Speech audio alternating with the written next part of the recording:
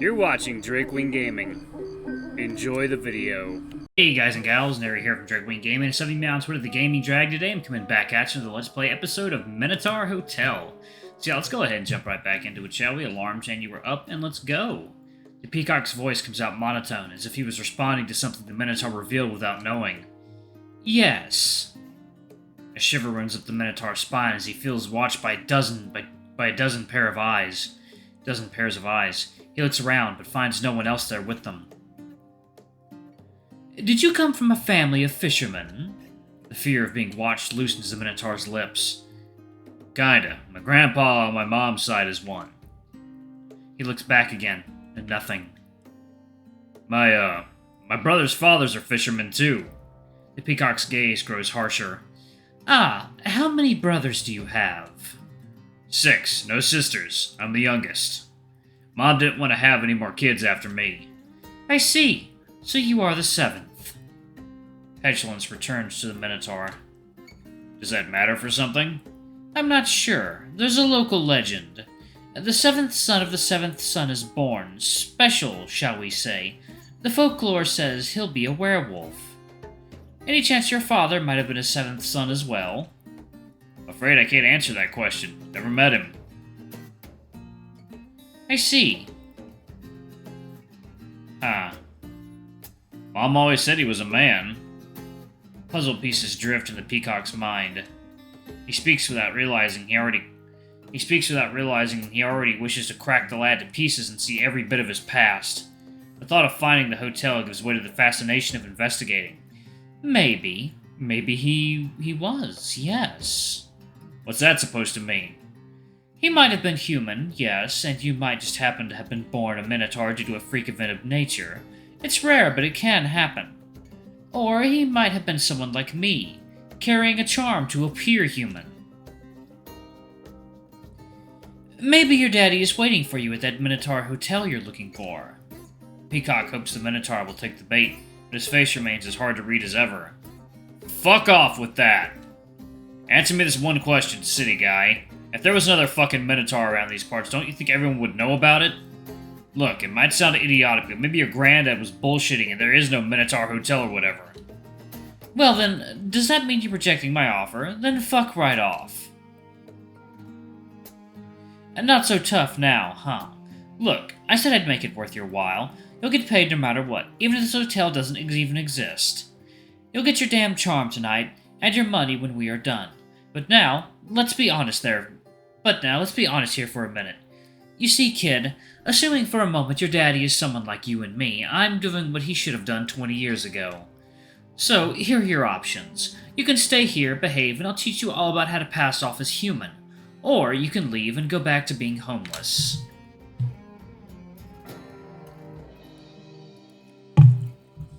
Damn.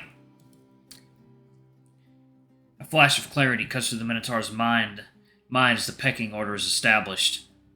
Would he grovel and beg? He would, without a second thought. Teach me. I want to be human. That's better, lad. First off, we can't become human. At most, we can pass off as one. That's the first thing. Just so you don't set your expectations too high. What's the difference? You'll still be, well, you, but others won't notice it. It's exclusively a perception thing. You're carrying a charm around that makes everyone else think you're a human. If they touch me, won't they figure it out? It depends. If your charm is really, really good, they won't find anything wrong. You'll just feel like a regular person. You'll feel just like a regular person. But that level of quality is usually so expensive. You'll have to spend a lifetime working to pay for it. Or you can work a government job that'll get you some of the good stuff. Most people can't exactly do that, though, so we settle for something more accessible. And nowadays, you can get a good enough effect with a passport. A passport? Is that a fucking joke? No, it's exactly what it sounds like. You get a passport done. It has to be one of those e-passports, with a little chip inside it. They make the chip into a charm. So long as you always carry your passport with you, that's it. You've got to be kidding me. All this time I could have just carried a passport? All the humiliation of a lifetime, a freak in school, a wretched home, an abomination in the streets. All of it could have been avoided. If only he had a booklet. It's nothing short of an insult. I'm sorry, I can't imagine what you've been through. No, you can't. The Peacock braces for another outburst, but the boy breathes in, grits his teeth, shakes, and breathes out. So, we just walk into, where do I get a passport done? Just walk in and ask for it? Well, yes, in theory, but it's illegal for us to walk around without a charm in the first place. You'd get arrested. And how do if the newspaper is the charm, but I can't get the passport without a charm? Yes, quite the catch-22, But don't worry, kid, we're gonna fix it tonight, right here. There are also homemade charms. They're not nearly as good as the passport, but hey, it'll do its job. Then how good is it? What's the catch? There must be one. I'm not stupid. The catch is that low-quality charms have side effects. The specifics depend on how it was created. Which process was used. More often than not, they'll make it hard for people to remember you. Mind you, the passports usually have this problem too, but it's really bad with the homemade ones.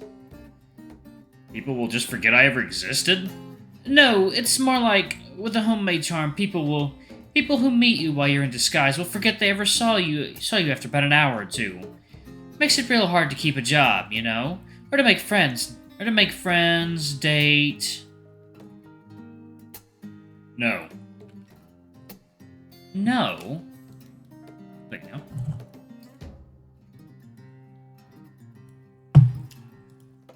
Okay. That's not a bad thing. It sounds great. I've been treated like shit my whole life. I can't buy groceries without people looking at me like I'm diseased or something.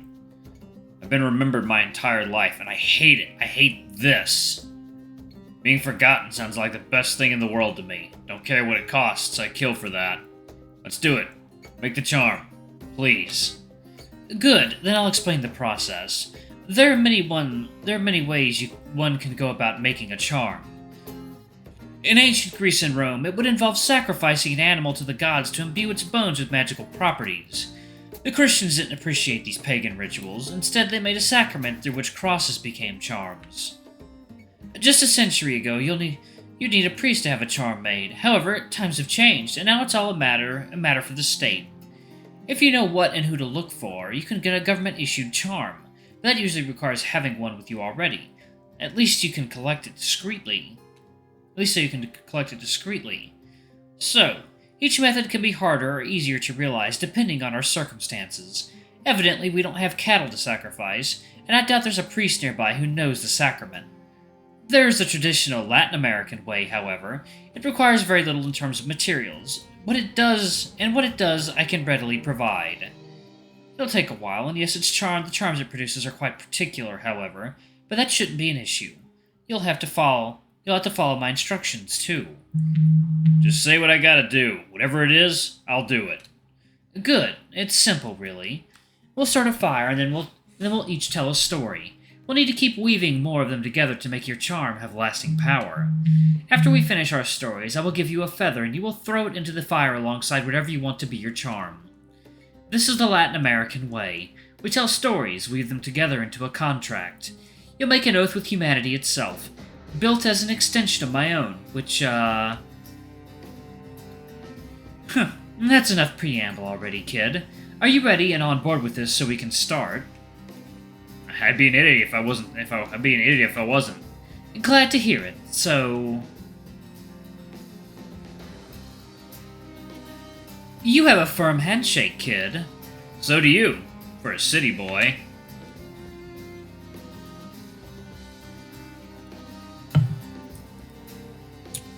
Don't provoke me. You have no idea what this city boy is capable of.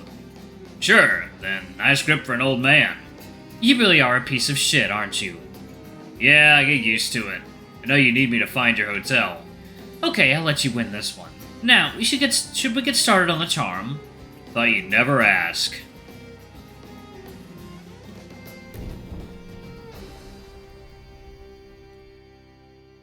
Peacock knows that an oath is a tenuous thing, given power by the relation of one thing to another, a complete thought to its dependent clause, a subject to an object, a bird to a minotaur.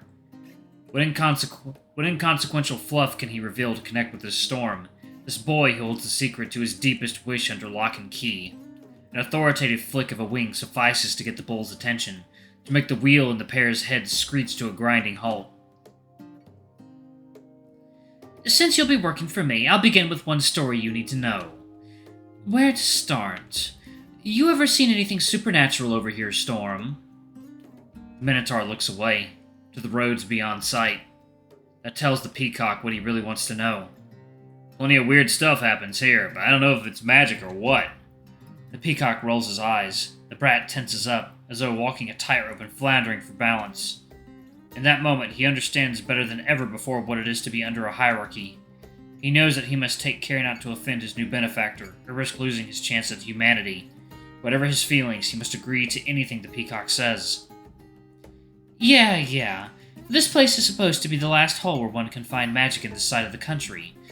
Radio, television, the internet, wherever those go, the weaker the magic becomes. We don't quite know why, but it is what it is.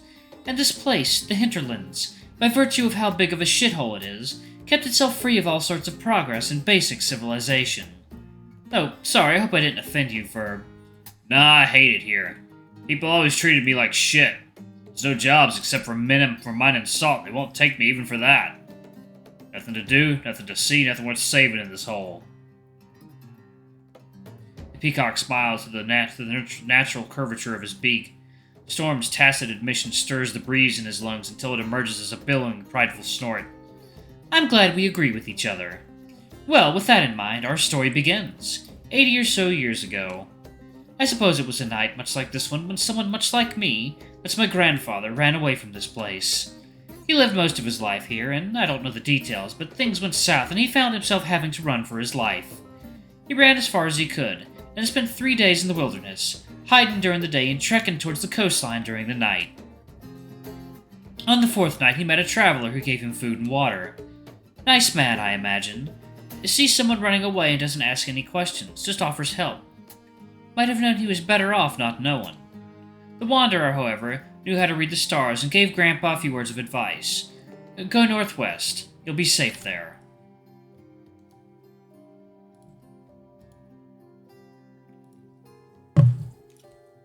But Grandpa didn't follow his advice. He heard some stampeding horses from that direction, so he went to the east, and there he found a bus station. It was the middle of the night, and there was no one there. He checked the schedule. Perhaps a bus would come, take him northwest. Not 5 minutes later, one showed up. The driver was a creature disguised as a human. He didn't speak Portuguese, and his clothes had strange lettering. Grandpa boarded. They set off eastward, and he was taken to a strange place he called the Minotaur Hotel. He told me it was created before the Tower of Babel was destroyed. That a fragment of its old human magic survived there, making it so all could understand each other regardless of language. The place was governed by a Minotaur who had the power to make diamonds appear in the palm of his hand. No one went hungry there. Even the most wretched person could find a home and a job. But as you can guess, something happened. Grandpa came back home all messed up one day and then set off to find that hotel again. But he never did. Spent years searching, went back to his job, met his wife, had his kid, but never stopped going out for days at a time to try and find the place. Paul thinks he was crazy, that this hotel never existed, and Grandma's still around and still resents every night Grandpa spent on the search. As for Gramps, it's been a few weeks since he passed on. I like to say he told me the story again on his deathbed and asked me to find it. An hotel. Now wouldn't that be grand? But that would be a lie. A sweet one, but a lie nonetheless.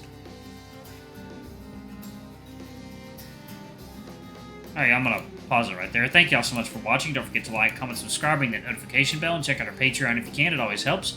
Before I go, I'm going to give a quick shout out to our lovely bronze tier patrons. Thank y'all for what I do for the channel. We greatly appreciate your support. Thank you to our silver tier patron, Kate Silver, and thank you for going above and beyond. It's greatly appreciated. And thanks to our 2 gold tier patrons, Zeke and Toby. Y'all are awesome. We love you. Thank you for subbing to our ultimate tier anyway. If y'all want to get your names in the credits, get access to all of our not safe for work contents as little as $5. Alrighty, I love you all, and I'll see y'all in the next video. Bye-bye!